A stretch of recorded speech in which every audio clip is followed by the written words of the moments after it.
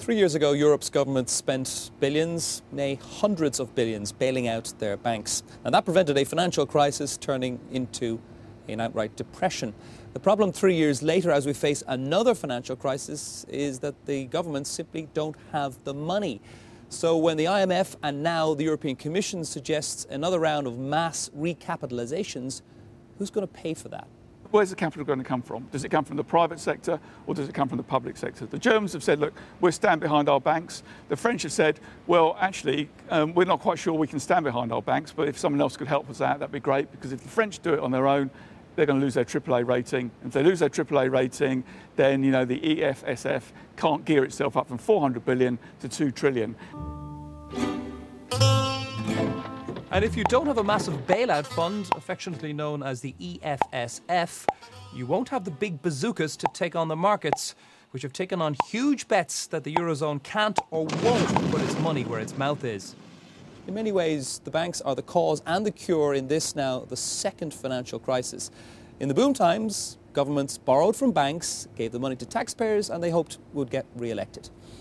Now, though, the banks want their money back and the governments don't have the money. So perhaps if the banks consider writing off vast swathes of that debt, that would get the governments off the hook. The only problem is that will collapse many of the banks. Is it fair that many countries are talking about Greece having a write-off or haircut of around 60% of its debts when Portugal has to repay 100% of its debts? I will give you a diplomatic answer. We are focused on our program. Fulfill our commitments, honor our word, and if we do it, we'll do our job. I think this will be recognized by markets and international community. And what's the undiplomatic answer? What's the undiplomatic answer? Look, you have to wait. So over the coming weeks, are Eurozone politicians prepared to lengthen dole queues, strangle growth and risk their own jobs to preserve a currency which was constructed in another era by a very different group of leaders? Well, we're joined now by Margot James, a Conservative MP, by John Micklethwait, the editor of The Economist, and we're joined from Brussels by Guy Verhofstadt, an MEP who used to run Belgium. Let's talk about unemployment, first of all. Mr Verhofstadt, it's going to get worse right across Europe, isn't it? Yes, we have now also, in my opinion, the economic fallout of this debt crisis in Europe. But it's not only affecting the Eurozone, it's also affecting all the members of the European Union. And if you look, for example, to the figures, then the fiscal deficit in Britain is higher than the average in the Eurozone. If you look to economic growth in Britain is lower than the average in the Eurozone. The same for the debt. The debt ratio is higher in Britain than in the Eurozone. So I don't think you can see that as a consequence of the euro. On the contrary, the problem with the euro is that we need as fast as possible to build up an economic and a fiscal union besides the monetary union. Okay, I think we understand where you're coming from quite clearly for the moment, but we'll come to the euro in a second. Just on this question of unemployment, first off, John Micklethwait, it is going to get worse, isn't it? A great deal worse. Yes, it is, both in Britain and particularly in the European Union, because whatever Guy says, at the moment, other economies around the world, China, America, they're not actually worried about Britain, they're worried about the Eurozone. And indeed, the whole world economy is worried about the Eurozone. And unless it actually begins to grow and begins to actually deal with this debt crisis, unemployment will continue to get worse. Now, how much is actually in the hands of any individual government, the British government, for example, leaving aside the Eurozone for a moment? Well, the British government is taking measures and has taken measures to reduce the effect of regulation on business, stimulate the private sector. They're not having much effect, are they? Well, we saw in the report earlier that the number of private sector jobs has been created over the last quarter, but unfortunately, it's not offsetting the number of jobs that have been lost in the public sector. You told us the growth would. You told us that losses in the public sector would be compensated for by growth in the private sector, and that has not been the case. Well, there have been 500,000 jobs created in the private sector in the last 12 months. I don't think we could have forecast quite this scale of economic chaos that has engulfed not just the Eurozone, but also the United States. Has got flat or zero growth, unemployment worse than ours.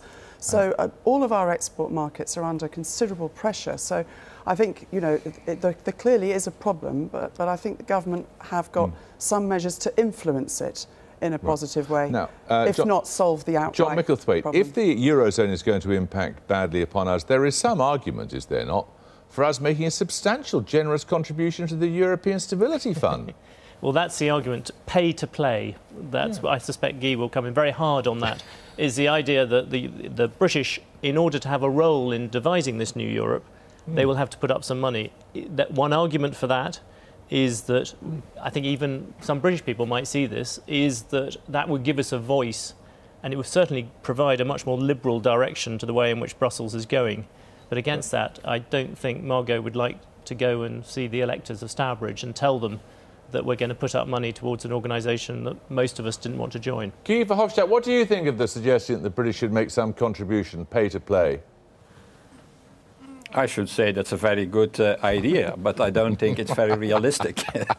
Very realistic. But nevertheless, the reality is that Britain has a huge interest in a sound Eurozone. And it should think about helping to rescue the Eurozone.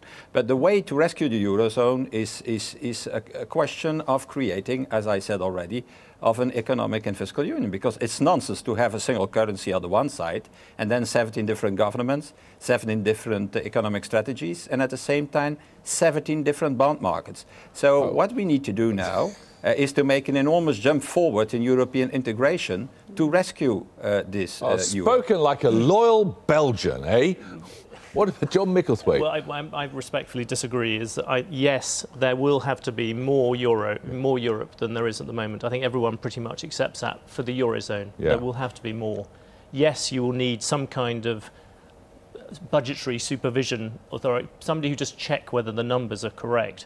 And yes, you're probably going to need some Eurozone bank regulation to make sure that they cover the whole Eurozone rather than international stuff. But once you start jumping ahead towards full fiscal union, I think you run into all sorts of problems, not just intellectual ones, which we might say, but just practical ones. You cannot even persuade Slovakia to go along even briefly on what's a huge deal. You look at the numbers in Germany and How are they going to think about it in Stourbridge? Well, I think the important thing is that Britain won't be a part of this closer fiscal union. We're fortunate in that we are not in the euro, so we're not going to be a part of that, nor will we be a part of the bailout, because we'd have to borrow, wouldn't we, in order to fund the weaknesses elsewhere. But I think the flaw in the logic, I understand the economic theory of closer fiscal union to support the single currency, but the flaw is the democratic deficit in the argument, because as John was saying, Slovakia won't agree. So any country which has to ratify a treaty change via the electorate will find it very difficult to get approval. Mr. Verhofstadt, presumably you believe in the old European practice of simply telling the Slovakians to go back and vote again, do you? Sorry, I didn't understand your question. I suppose you think the Slovakians should just go back and have another vote, do you, until they come to a conclusion you like?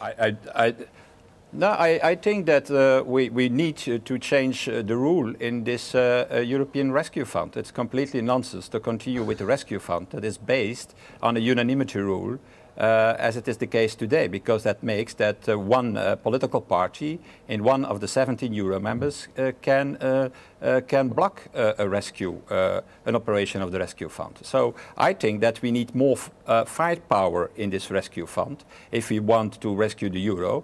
First of all, by abolishing the unanimity rule in the rescue fund, and secondly, also, and that is very important, by increasing the money that you put in this rescue fund. Because how much? Let's be very honest. Today, well, I think we have to double, at least maybe to triple the money that is today in the rescue fund if we want really to stabilize the euro. All right. And let me be say one thing as a conclusion. That is that it is the financial markets today and the stock markets who are asking for an economic and fiscal union besides the monetary union. Okay. They say that if you want a single currency, you need also one economic policy. Right. Just very quickly from you two here, Barroso today is talking about, what, 440 billion. The talk now is of 1.2 trillion being what's really needed. What do you think it is? My guess is it's higher. It's towards 2 trillion. You need or want to bid it certainly up a 4 bit times more? what they've suddenly got. Well, I think that sounds like it would tilt the balance against some of the stronger markets losing their AAA rating. Who's going to find this 2 trillion? We don't want to throw the relatively healthy economies babies out with a bathwater, do we? The lesson so far is you always pitch it quite low, and then you come in. Well, if you come in with an answer which is bigger than anyone expects, then you restore confidence. It certainly needs to be close to $1 trillion. All right. Thank you all very much. Thank you.